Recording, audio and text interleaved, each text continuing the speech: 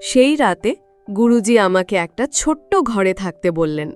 ঘরের মাঝখানে একটা পবিত্র বৃত্ত আঁকা ছিল আর চারপাশে ধূপ জ্বলছিল। আমি বৃত্তের মধ্যে বসে রইলাম। গুরুজি বললেন, শ্রীদেবী, তুমি এই বৃত্তের বাইরে যাবে না, যাই ঘটুক। আমি ভয় ভয় মাথা নাড়লাম। রাত গভীর হতে আমার শরীরে সেই অদ্ভুত অনুভূতি ফিরে এলো। তারপর গুরুজি যা করল, বন্ধুরা, বাকিটা গল্পের বলছে। আশা করি তোমরা আমার গল্পটা মনোযোগ সহকারে শুনবা, নিশ্চয়ই অনেক মজা পাবা। তাহলে চলো বন্ধুরা, আর কথা না বাড়িয়ে মূল গল্প শুরু করা যাক। হ্যালো বন্ধুরা, আমার নাম শ্রীদেবী সাহা।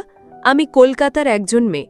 আজকে আমি তোমাদের যে গল্পটা বলবো সেটা আমার জীবনের একটা অদ্ভুত গল্প। এই গল্পের কথা মনে পড়লে এখনও আমার গায়ে কাঁটা দিয়ে ওঠে। আমার জীবনের একটা সময় ছিল যখন আমি নিজেকে বুঝতে পারছিলাম না। আমার চারপাশের সবকিছু যেন একটা অদৃশ্য রহস্যের চাদরে ঢাকা পড়ে গিয়েছিল। এই গল্প আমার পরিবারের আর একটা অশুভ শক্তির, যেটা আমার জীবনকে দুর্বিষহ করে তুলেছিল।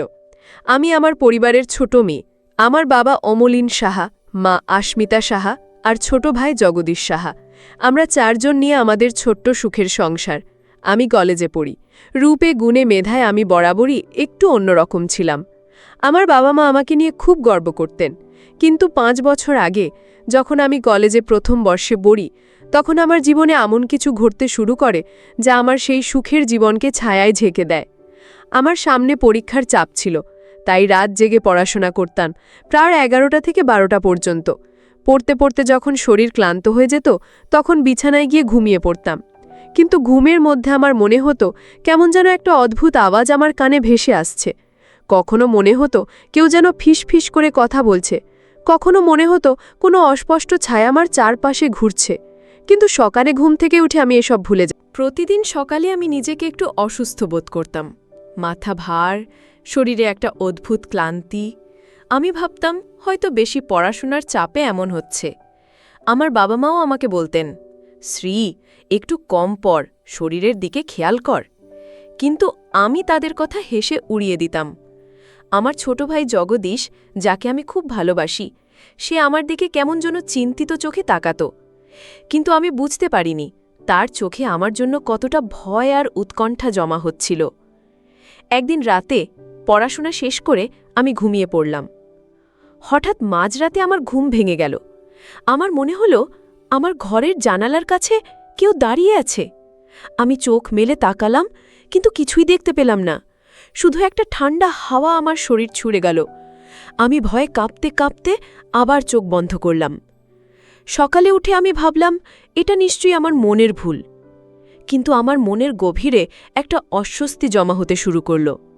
1 সপ্তাহ পর জগদীশ একদিন আমাকে ডেকে বলল, দিদি, তোর ঘর থেকে রাতে একটা অদ্ভুত শব্দ আসে। আমি হেসে বললাম, কি বলছিস জগদীশ, তুই কি ভূতের গল্প বানাচ্ছিস? কিন্তু তার চোখে যে গভীর উৎকণ্ঠা দেখলাম, তাতে আমার হাসি থেমে গেল। সে বলল, দিদি, আমি মজা করছি না। রাতে তোর ঘর থেকে মনে হয় কেউ কথা বলছে, আর তুই মনে হয় খুব অসুস্থ হয়ে পড়ছিস। আমি হতবাক হয়ে গেলাম। আমি কিছুই বুঝতে পারছিলাম না। আমি কি সত্যি রাতে কিছু করি যা আমার মনে থাকে না? জগদীশের কথা আমার মাথায় ঘুরতে লাগল। আমি ভাবলাম হয়তো এটা তার মনের ভুল।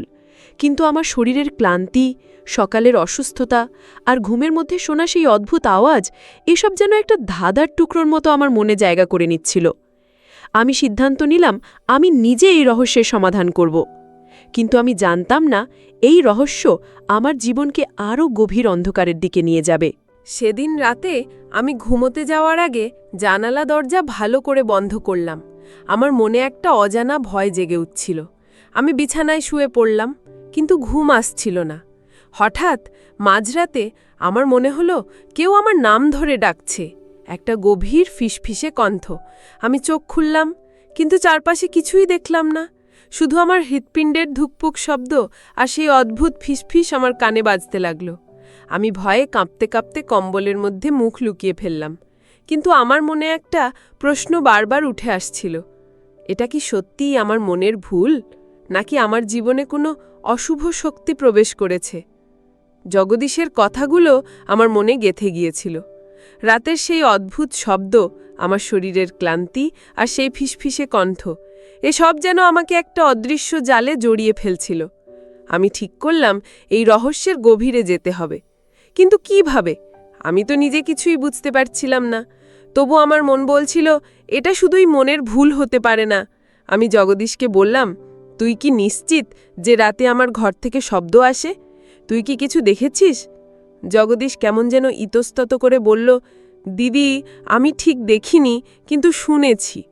মনে হয় কেউ কথা বলছে আর তুই যেন উত্তর দিচ্ছিস। আমি হাসার চেষ্টা করলাম, কিন্তু ভেতরে ভেতরে আমার ভয় বাড়ছিল। আমি জগদীশকে বললাম, ঠিক আছে, আজ রাতে তুই একটু নজর রাখিস, যদি কিছু শুনিস আমাকে সকালে বলিস। জগদীশ মাথা নাড়ল, কিন্তু তার চোখে সেই চিন্তার ছায়া আরও গাঢ় হয়ে উঠল। সেদিন রাতে আমি ঘুমোতে যাওয়ার আগে নিজেকে শান্ত করার চেষ্টা করলাম। আমি ভাবলাম হয়তো এটা সত্যিই আমার মনের ভুল। কিন্তু গভীর রাতে যখন আমি ঘুমিয়ে পড়লাম, সেই অদ্ভুত ফিসফিস আবার আমার কানে ভেসে এলো। এবার মনে হলো কেউ যেন আমার নাম ধরে ডাকছে, শ্রীদেবী, শ্রীদেবী। আমি ঘুমের মধ্যে কেঁপে উঠলাম। সকালে ঘুম থেকে উঠে আমার শরীর আরও ভারী লাগছিল। আমি জগদীশের কাছে গিয়ে জিজ্ঞাসা করলাম, কাল রাতে কিছু শুনেছিস? জগদীশের মুখ ফ্যাকাশে হয়ে গেল। সে বলল, দিদি, কাল রাতে আমি তোর ঘরের দরজার কাছে দাঁড়িয়ে শুনেছি তুই যেন কার সাথে কথা বলছিলি, কিন্তু তোর কণ্ঠটা সেটা তোর মতো লাগছিল না। আমার গলা শুকিয়ে গেল। আমি বললাম, কি বলছিস? আমি কার সাথে কথা বলবো? আমি তো ঘুমিয়েছিলাম। জগদীশ চুপ করে রইল, কিন্তু তার চোখে আমি ভয় দেখতে পেলাম। এই ঘটনার পর আমি আর নিজেকে শান্ত রাখতে পারছিলাম না। আমি আমার বাবা মাকে ডেকে সবটা খুলে বললাম। আমার মা আস্মিতা আমাকে জড়িয়ে ধরে বললেন, শ্রী, তুই এত চিন্তা করিস না, হয়তো তুই বেশি পড়াশোনার চাপে এমন ভাবছিস। কিন্তু আমার বাবা অমলিনের মুখে একটা গভীর চিন্তার লেখা ফুটে উঠল। তিনি বললেন, এটা শুধুই চাপের ব্যাপার হতে পারে না, আমাদের কিছু করতে হবে। জগদীশ তখন বলে উঠল, বাবা, আমি দিদির ঘরে একটা সিসি ক্যামেরা লাগাতে চাই, আমরা দেখতে পারি রাতে আসলে কি হয়। আমি প্রথমে রাজি হচ্ছিলাম না। আমার মনে হচ্ছিল এটা আমার ব্যক্তিগত জায়গায় হস্তক্ষেপ। কিন্তু জগদীশ আর বাবা মা আমাকে বোঝালেন। অবশেষে আমি রাজি হলাম। জগদীশ সেদিনই আমার ঘরে একটা ছোট্ট সিসি ক্যামেরা লাগিয়ে দিল। আমি ভাবলাম এটা হয়তো সব প্রশ্নের উত্তর দেবে। কিন্তু আমার মনের গভীরে একটা অজানা ভয় ক্রমশ বাড়ছিল। আমি জানতাম না এই ক্যামেরা আমার জীবনের সবচেয়ে ভয়ঙ্কর সত্যটাকে সামনে নিয়ে আসবে। সেদিন রাতে আমি ঘুমোতে গেলাম। ক্যামেরাটা আমার ঘরের কোণে লাগানো ছিল আর আমি চেষ্টা করছিলাম স্বাভাবিক থাকতে। কিন্তু ঘুমের মধ্যে আমার মনে হলো সেই ফিসফিস আবার ফিরে এসেছে। এবার শুধু কণ্ঠ নয়, আমার শরীরে যেন কিছু একটা স্পর্শ করছে, একটা ঠান্ডা অদ্ভুত স্পর্শ।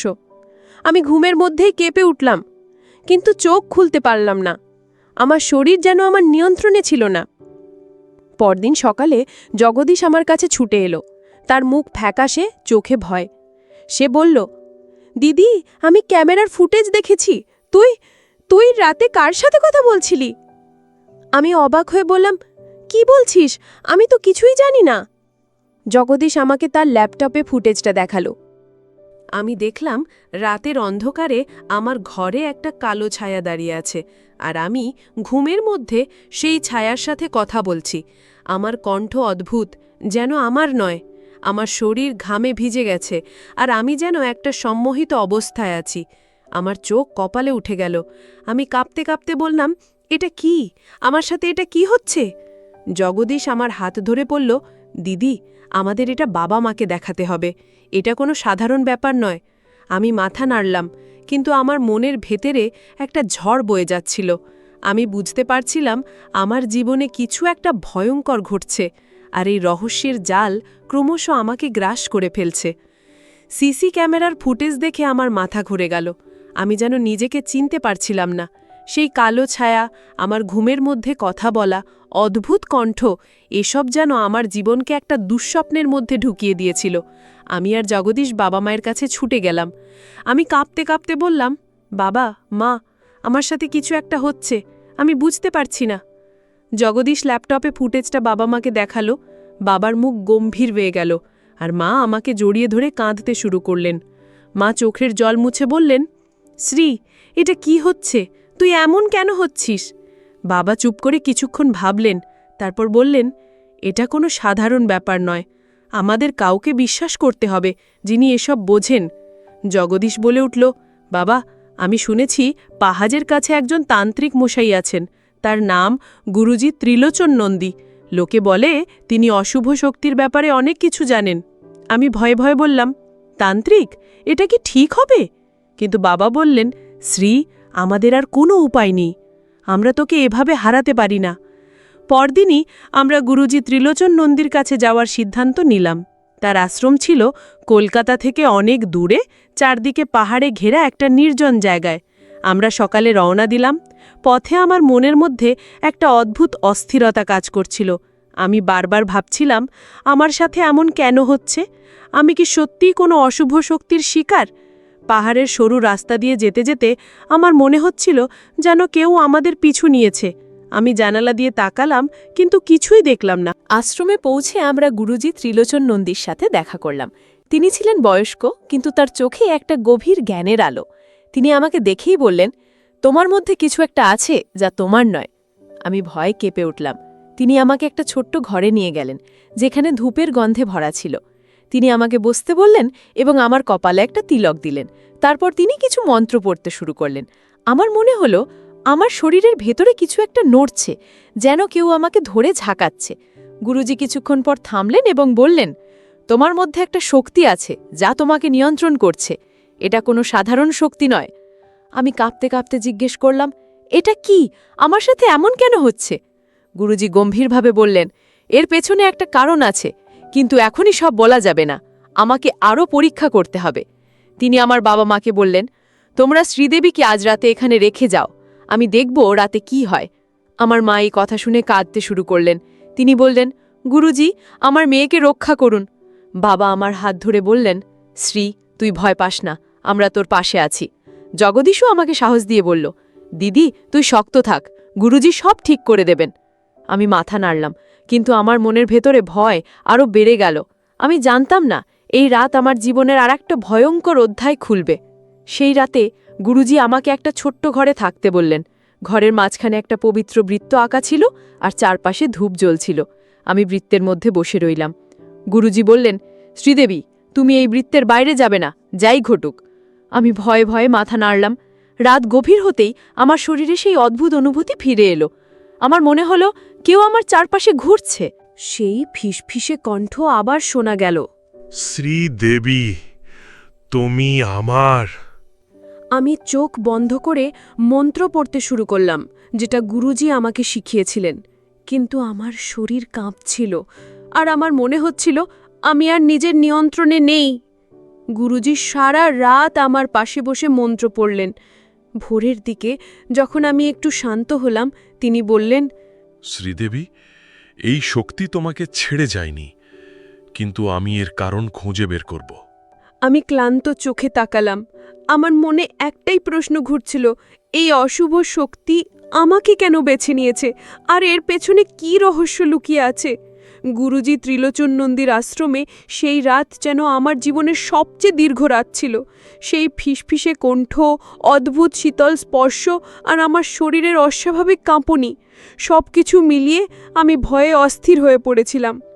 ভোরের আলোয় যখন আমি একটু শান্ত হলাম, তখন গুরুজি আমার দিকে তাকিয়ে বললেন, শ্রীদেবী, এই শক্তি তোমার উপর অনেক শক্তিশালী, কিন্তু আমি এর উৎস খুঁজে বের করব।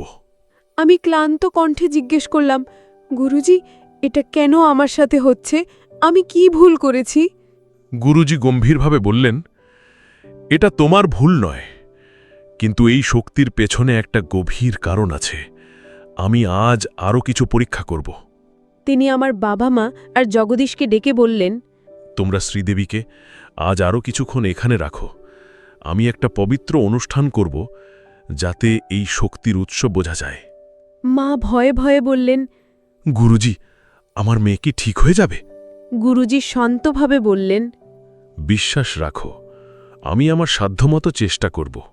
সেদিন দুপুরে গুরুজি আমাকে একটা পবিত্র স্থানে নিয়ে গেলেন, যেখানে একটা ছোট্ট মন্দির ছিল। মন্দিরের চারপাশে ফুল আর ধূপের গন্ধে ভরা ছিল। তিনি আমাকে একটা পাথরের ওপর বসতে বললেন এবং আমার চারপাশে একটা পবিত্র বৃত্ত আঁকলেন। তারপর তিনি কিছু মন্ত্র পড়তে শুরু করলেন। আমার মনে হলো আমার শরীরের ভেতরে যেন কিছু একটা জেগে উঠছে। আমার বুক ধড়ফড় করছিল আর আমার মাথার মধ্যে সেই ফিসফিসে কণ্ঠ আবার শোনা গেল। এবার কণ্ঠটা আরও স্পষ্ট ছিল, যেন কেউ আমাকে বলছে, তুমি আমার কাছে থাকবে, তুমি পালাতে পারবে না। আমি ভয়ে চিৎকার করে উঠলাম। গুরুজি আমার দিকে তাকিয়ে বললেন, শ্রীদেবী, শান্ত হও। এই শক্তি তোমাকে ভয় দেখাতে চাইছে, কিন্তু তুমি দুর্বল হলে চলবে না। আমি চোখ বন্ধ করে গুরুজির দেওয়া মন্ত্রটি বারবার বলতে লাগলাম।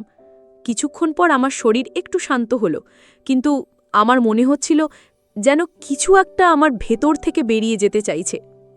গুরুজি হঠাৎ থেমে গেলেন এবং বললেন, এই শক্তি তোমার সাথে কোনো পুরনো ঘটনার সঙ্গে জড়িত, আমাকে আরও সময় দাও। অনুষ্ঠান শেষ হওয়ার পর আমরা আশ্রমে ফিরে এলাম। গুরুজি আমার বাবা মাকে বললেন, এই শক্তি শ্রীদেবীর উপর অনেক দিন ধরে কাজ করছে। এটা হয়তো কোনো পুরনো ক্রোধ বা অভিশাপের ফল। আমি এর উৎস খুঁজে বের করতে আরও কিছু সময় নেব।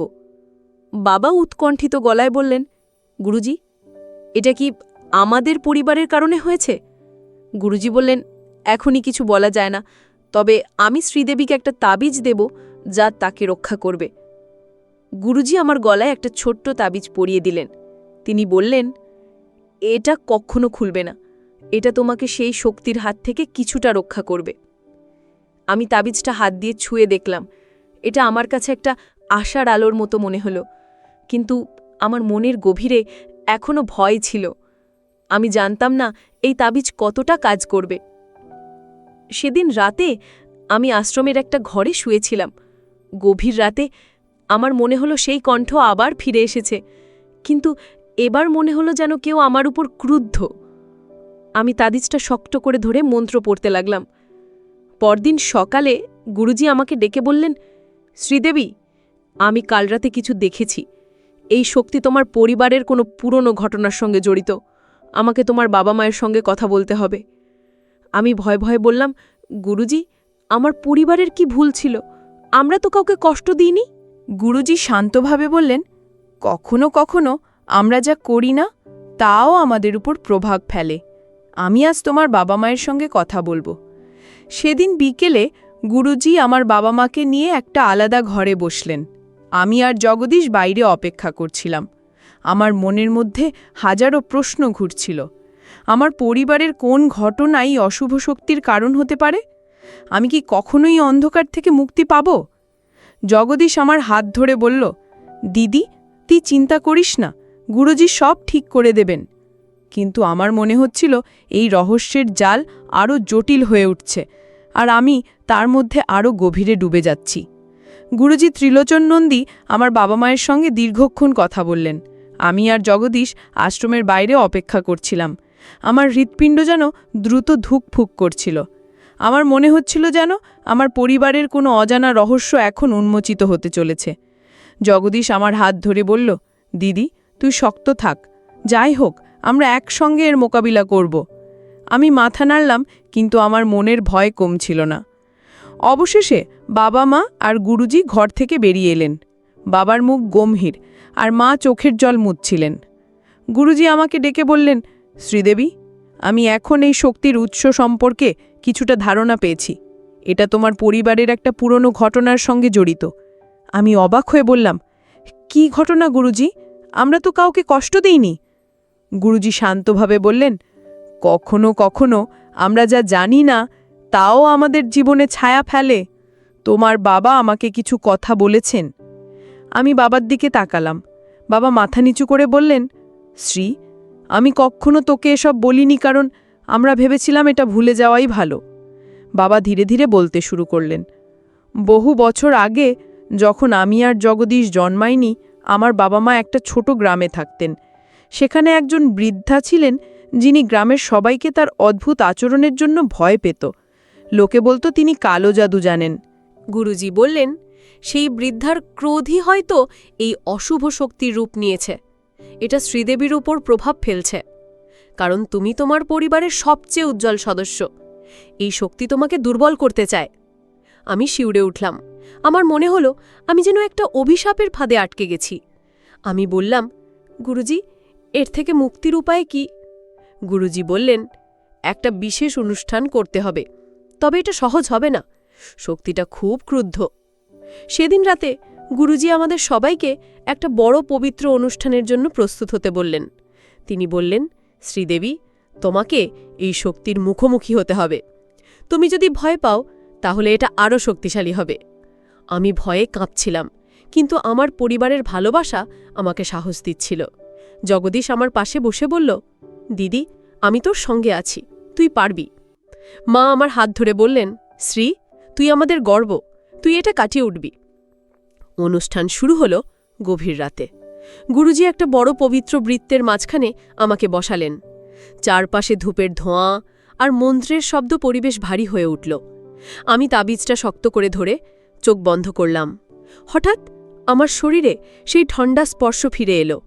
সেই ফিসফিসে কণ্ঠ বলে উঠল, তুমি আমার কাছ থেকে পালাতে পারবে না। আমি ভয়ে কেঁপে উঠলাম, কিন্তু গুরুজির মন্ত্র আর আমার পরিবারের উপস্থিতি আমাকে শক্তি দিচ্ছিল। আমি মনে মনে বললাম, আমি হারব না। অনুষ্ঠানের মাঝে আমার মনে হলো আমি যেন একটা অন্ধকার জগতে ঢুকে পড়েছি। সেখানে আমি সেই কালো ছায়াটাকে দেখতে পেলাম। এবার ছায়াটা আরও স্পষ্ট ছিল, যেন একটা ক্রুদ্ধ আত্মা। সে আমার দিকে তাকিয়ে বলল, তোমার পরিবার আমাকে কষ্ট দিয়েছে, আমি তাদের শান্তি দিতে দেব না। আমি কাঁপতে কাঁপতে বললাম, আমরা কাউকে কষ্ট দিতে চাইনি, দয়া করে আমাকে ছেড়ে দাও। ছায়াটা যেন আরও ক্রুদ্ধ হল, কিন্তু গুরুজির মন্ত্রের শক্তিতে সে ধীরে ধীরে দুর্বল হতে শুরু করল। অনুষ্ঠান শেষ হওয়ার পর আমি ক্লান্ত হয়ে পড়ে গেলাম। গুরুজি বললেন, শ্রীদেবী, আমরা শক্তিটাকে দুর্বল করেছি, কিন্তু এখনও পুরোপুরি মুক্তি পাওয়া যায়নি। আগামীকাল আরও একটা শেষ অনুষ্ঠান করতে হবে। আমি মাথা নাড়লাম, কিন্তু আমার মনে একটা নতুন ভয় জেগে উঠল। এই শক্তি কি সত্যিই আমাকে ছেড়ে যাবে, নাকি আমার জীবন চিরকাল এই অন্ধকারের ছায়ায় থেকে যাবে? গুরুজি ত্রিলোচন নন্দী কথা আমার মনে আশার আলো জ্বালিয়েছিল, কিন্তু সেই সঙ্গে ভয়ও কমছিল না। আগের রাতের অনুষ্ঠানে আমি সেই কালো ছায়ার মুখোমুখি হয়েছিলাম, আর তার ক্রোধ আমার শরীর মনকে কাঁপিয়ে দিয়েছিল। গুরুজি বলেছিলেন, আজ রাতে শেষ অনুষ্ঠান হবে, যেটা আমাকে এই অশুভ শক্তি থেকে পুরোপুরি মুক্ত করবে। আমার বাবা মা আর জগদীশ আমার পাশে বসে আমাকে সাহস দিচ্ছিলেন। মা আমার হাত ধরে বললেন, শ্রী, তুই আমাদের শক্তি, তুই এটা পারবি। আমি তাবিজটা শক্ত করে ধরে মনে মনে বললাম, আমি হারব না। অনুষ্ঠান শুরু হলো গভীর রাতে। গুরুজি আমাকে আবার পবিত্র বৃত্তের মাঝখানে বসালেন। এবার বৃত্তের চারপাশে কয়েকটি দ্বীপ জ্বালানো হলো, আর ধূপের ধোঁয়া ঘর ভরে গেল। গুরুজি মন্ত্র পড়তে শুরু করলেন, আর আমি চোখ বন্ধ করে তার দেওয়া মন্ত্রটি বারবার বলছিলাম।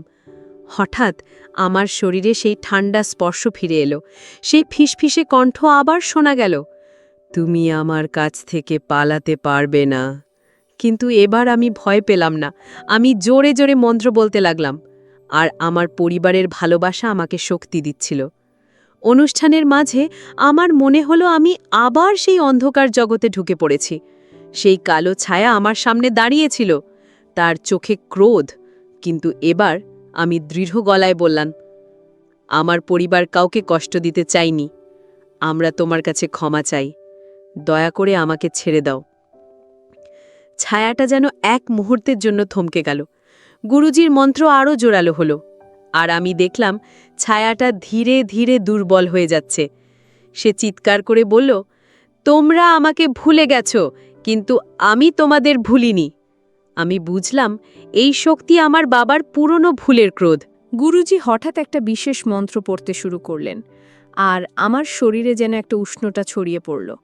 তাবিজটা গরম হয়ে উঠল, আর আমি অনুভব করলাম আমার ভেতর থেকে কিছু একটা বেরিয়ে যাচ্ছে।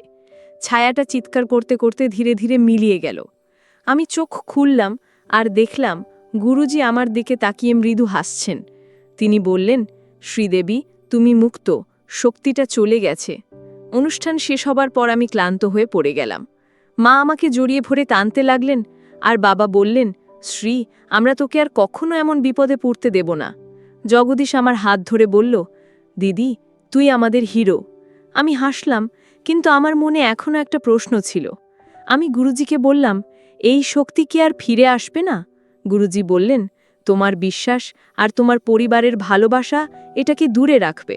তবে তোমাদের ক্ষমা চাওয়া উচিত। পরদিন আমরা সেই গ্রামে গেলাম যেখানে বাবার সঙ্গে সেই বৃদ্ধার বিরোধ হয়েছিল। আমরা তার সমাধিস্থলে গিয়ে ফুল দিলাম আর ক্ষমা চাইলাম।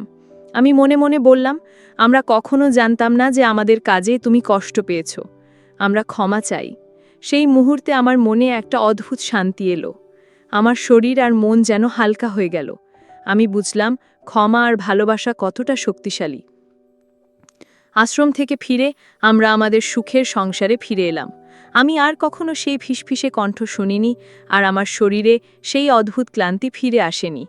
আমি বুঝলাম আমার ভাই জগদীশ আমাকে ভুল বুঝেছিল, কিন্তু তার ভালোবাসার বিশ্বাসই আমাকে বাঁচিয়েছে। এই গল্প আমাকে শিখিয়েছে ভুল বোঝাবুঝি আমাদের দূরে নিয়ে যেতে পারে, কিন্তু ভালোবাসার ক্ষমা আমাদের আবার কাছে আনে। আমি আমার পরিবারের কাছে কৃতজ্ঞ আর গুরুজির কাছে চিরকাল ঋণী থাকব। এই ঘটনা আমাকে শিখিয়েছে জীবনে অনেক সময় আমরা যা দেখি বা ভাবি তা সত্যি নাও হতে পারে, কিন্তু বিশ্বাস, ভালোবাসার, ক্ষমার শক্তি আমাদের যে কোনো অন্ধকার থেকে বের করে আনতে পারে। আমি আজ আবার আমার সেই হাসি খুশি জীবনে ফিরে এসেছি, আর আমার পরিবারের সঙ্গে প্রতিটি মুহূর্ত উপভোগ করছি। এই গল্প আমার জীবনের একটা অংশ, যা আমাকে শিখিয়েছে ভয়ের মুখোমুখি হতে হলে সাহস আর ভালোবাসাই সবচেয়ে বড় অস্ত্র। বন্ধুরা, গল্পটি যদি তোমাদের ভালো লাগে তাহলে লাইক, শেয়ার এবং সাবস্ক্রাইব করতে ভুলবেন না। আর বন্ধুরা, তোমরা এতক্ষণ ধৈর্য ধরে গল্পটি শোনার জন্য তোমাদের সবাইকে অসংখ্য ধন্যবাদ।